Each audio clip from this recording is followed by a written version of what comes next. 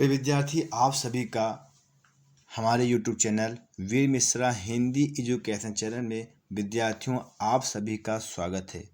आज की जो क्लास है वह हमारे कक्षा 12 हिंदी का क्लास है और जो है इसमें जो सबसे ज़्यादा इम्पोर्टेंट चैप्टर है श्रद्धा मनु, हमने उसका अर्थ लेकर के इस वीडियो में आए हुए हैं। तो प्रिय विद्यार्थी, हमें आशा है कि आप सभी से बड़े ही गहन रूप से आप अध्ययन करेंगे और विद्या अर्जित करेंगे, क्योंकि कहा गया है कि यह जो विद्या रूपी जो धन होता है यह सभी धनों में मुख्य होता है, सभी धनों से श्रेष्ठ होता है, क्योंकि यह जो विद्या रूपी धन है इसे कोई चोर नहीं चुरा सकता और न तो यह किसी राजा द्वारा छीना जा सकता है और इस विद्या को न तो कोई भाई ही इसे बांट सकता है और न ही हमारे मस्तिष्क में यह बोझ के समान होता है। इसलिए हम विद्या को हम सभी को अर्जित करना चाहिए, क्योंकि जो विद्या के द्वारा ही विद्यार्थियों को जो सभी लक्षण है वो दिखाई पड़ते हैं ना। तो विद्या हम सभी को अर्जित करनी चाहिए और आप सभी, हमें आशा है कि आप सभी लोग जो है कक्षा 12 की बोर्ड परीक्षा की ओर लगातार तैयारी आप कर रहे हैं, है ना। क्योंकि जो लगातार जो अभी से जो मेहनत करते हुए आगे बढ़ रहे हैं उनको आगे चल के कठिनाई नहीं पड़ेगी, ठीक है ना। तो चलिए हम शुरुआत करते हैं। श्रद्धा मनु पाठ है ना। इसको मैंने 2 पार्ट में बांटा हुआ है, पार्ट फर्स्ट और पार्ट सेकेंड, है ना, क्योंकि आधा आधा मैंने इसमें से लिया हुआ है। तो चलिए प्रिय विद्यार्थियों, बिना देर के शुरू करते हैं। आपको शुरू करने से पहले आप इस वीडियो को लाइक कर दीजिएगा, है ना। अच्छा लगेगा पढ़ने के बाद आप कमेंट में आप कर दीजिएगा और अपने दोस्तों को भी आप शेयर कर दीजिए, इसमें कहने की कोई बात है ही नहीं।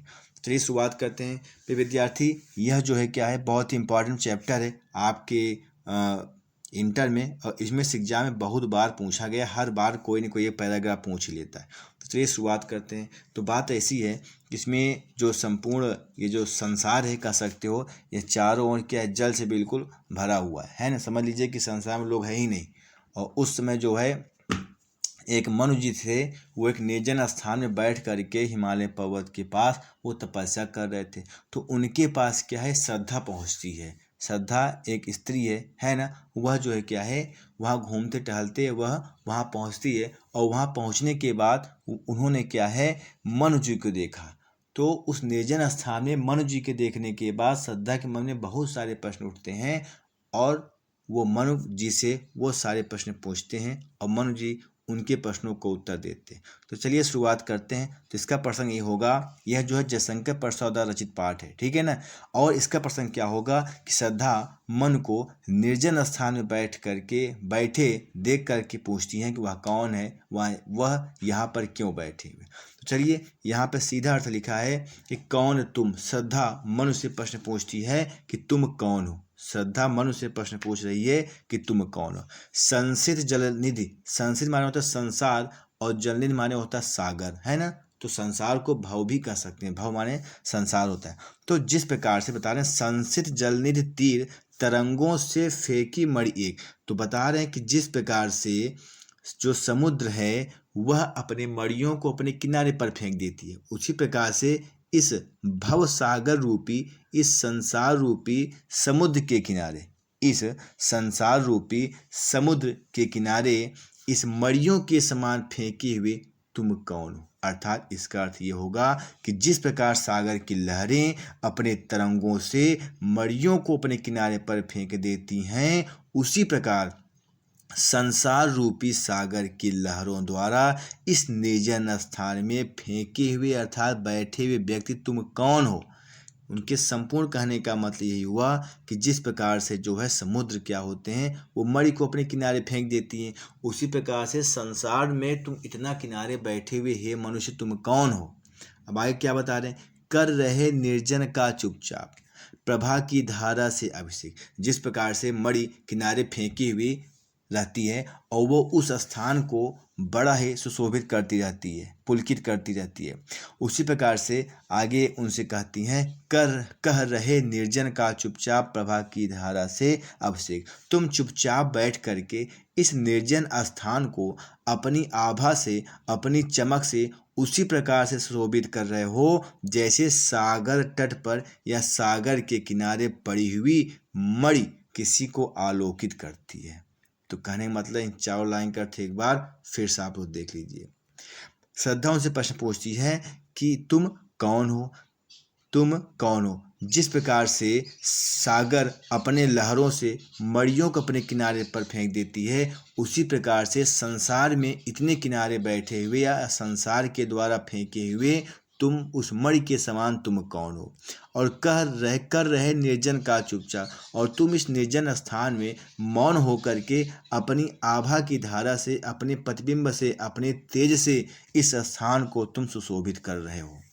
फिर श्रद्धा उनसे कहती है कि मधुर विश्रांत और एकांत, हे अपरिचित बंधु, तुम में मुझे मधुरता, थकावट और एकांत से परिपूर्ण, तुम में मुझे मधुरता, थकावट और एकांत से परिपूर्ण जगत का सुलझा हुआ रहस्य, इस एकांत से परिपूर्ण इस संसार में सुलझे हुए रहस्य की भांति प्रतीत हो रहे हो।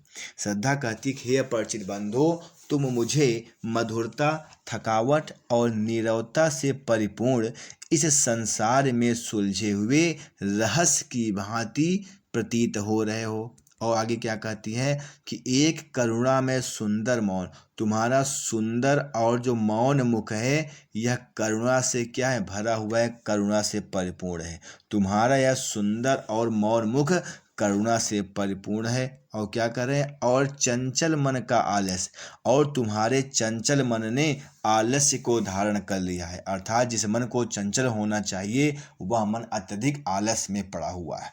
तो वही कहती हैं, और चंचल मन का आलस्य, और तुम्हारे चंचल मन ने आलस्य को धारण कर लिया है।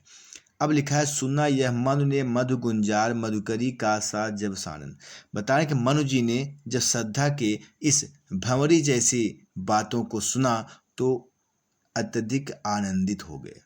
लिखा है, सुना यह मनु ने मधु गुंजार, जब मनु जी ने श्रद्धा के इस भंवरे जैसी बातों को सुना तो अत्यधिक क्या है, वो आनंदित हो गए थे कि ये मुख नीचा कमल समान, अभी भी क्या है, वो अपने कमलोत्थ मुख को नीचे किए हुए हैं मनु जी। लिखा है, प्रथम कवि का जो सुंदर छंद, उन्हें श्रद्धा की बातें ऐसे लगी कि जैसे प्रथम कवि अर्थात वाल्मीकि का सुंदर सा श्लोक हो, है ना। जैसे जो है श्रद्धा की मीठी वाणी उन्हें प्रथम कवि के श्लोक के समान उन्हें बड़ी प्रिय लगी। इसका फिर देख लीजिए, बता रहे हैं, सुना यह मनु ने मधु गुंजार, तो श्रद्धा की भंवरे जैसे मधुरिम वाणी को सुन करके मनु जी अत्यधिक आनंदित हो गए थे, अत्यधिक प्रसन्न हो गए थे, खुशी हो गए थे, और अभी भी वो अपने कमलोत्थ मुख को नीचे किए हुए हैं। तो श्रद्धा की जो अच्छी वाणी थी, जो मीठी वाणी थी, उन्हें प्रथम कवि अर्थात वाल्मीकि के सुंदर छंद के समान उन्हें लगा। अब आगे क्या परिणाम होता है, एक झटका सा लगा सा, अचानक वो तपस्या तो कर ही रहे थे, तो जब श्रद्धा को उन्होंने ऐसी बातों को सुना तो श्रद्धा के मधुर वाणी को सुन करके उनको एक झटका सा लगा और निरखने लगे लुटे से। वो जो है स्वयं अपने आप में वो खो गए, वो स्वयं अपने आप में लुटे लुटे से मालूम पड़ने लगे। उन्हें झटका सा लगा और क्या है, वो तो स्वयं अपने शरीर को भूल गए। और कौन गा रहा सुंदर संगीत, अर्थात सुंदर बात कौन कर रहा है, कौतूल हर रह न सका फिर मौन। फिर इसको जानने के लिए जो प्रबल उत्कंठा थी वह मन के मन में जाग गई और फिर वह चुप न रह सके। अब वो चुप न रह सके तो क्या हुआ, और देखा हुआ सुंदर दृश्य, बता रहे हैं कि मनु जी ने क्या है, अब जो अपना मुख ऊपर कर लिए। तो जब मनु ने कौतूहलवश जब ऊपर की ओर देखा तो क्या देखा, वास्तव में वह बड़ा ही सुंदर दृश्य था। वास्तव में मनु जी ने वह बड़ा ही सुंदर दृश्य देखा था, और यह जो सुंदर दृश्य है उनके आँखों को जादू के समान उन्हें अपनी ओर आकर्षित कर रही थी। यह जो सुंदर दृश्य था उनके नेत्रों को जादू के समान अपनी ओर आकर्षित कर रहा था। ठीक है, अब आगे चलते हैं। प्रिय विद्यार्थी, आप सभी को मैंने सुभाषित रत्नानी पाठ पढ़ाया हूँ, आप जा करके वीडियो में क्या है इसे आप देख लीजिए और पढ़ लीजिए। ठीक है ना। तो मनु जी बता रहे हैं कि जो सुंदर दृश्य था वो उनकी आंखों को ऐसा लग रहा था कि जैसे वह जो है क्या है, वो खींच रहा हो। ठीक है, आगे देखिए, लिखा है, कुसुम वैभव में लता समा। अब श्रद्धा कैसे लगी उसका वर्णन किया गया है कि मानो फूलों से लदी हुई मानो पुष्प से लदी हुई वह कोई सौंदर्यमयी लता हो।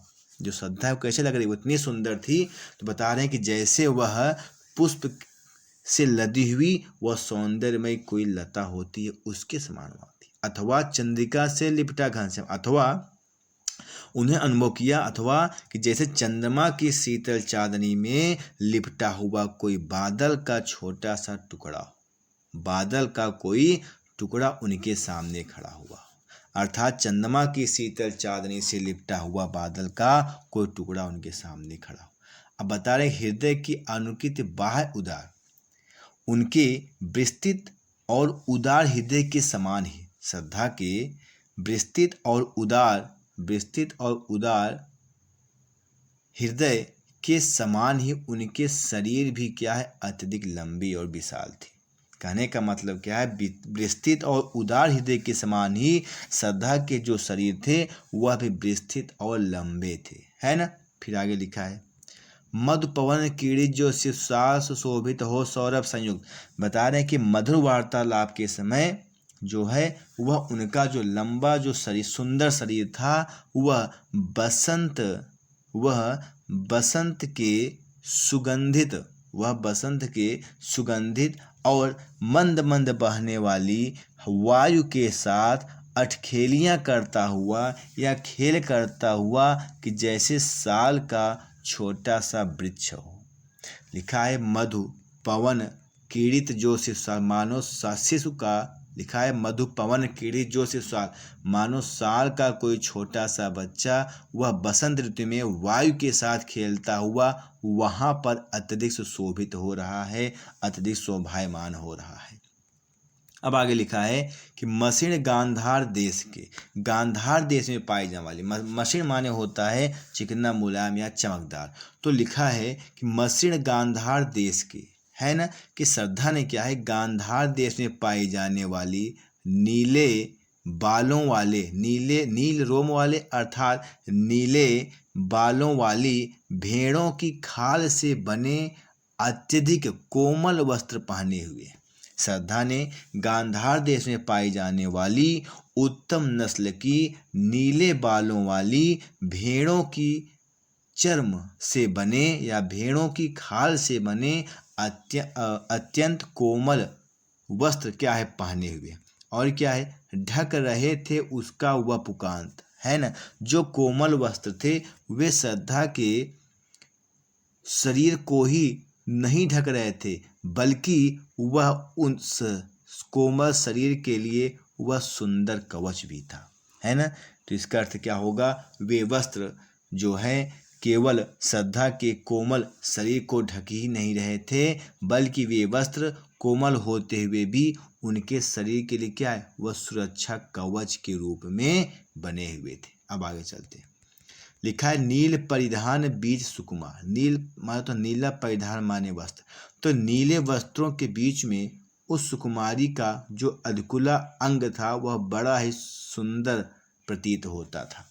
बता रहे उस नीले वस्त्रों में श्रद्धा का सुकुमार कोमल व अधकुला अंग अत्यधिक सुशोभित हो रहा था। वो इस प्रकार से सुशोभित हो रहा था कि मानो मेघबन, मानो बादलों के जंगल में, मानो बादलों के वन में या बादलों के जंगल में गुलाबी रंग का कोई बिजली का फूल खिल गया हो, मानो बादलों के जंगल में गुलाबी रंग का बिजली का फूल खिला हो। कहने मतलब जो फूल है वह वन में खिलता है ना, और इसलिए गुलाबी बिजली के फूल को कवि ने मेघ के समान, मेघों में क्या है, उस फूल को खिलाया है। कहने मतलब बड़ा असंभव बात है, ठीक है ना।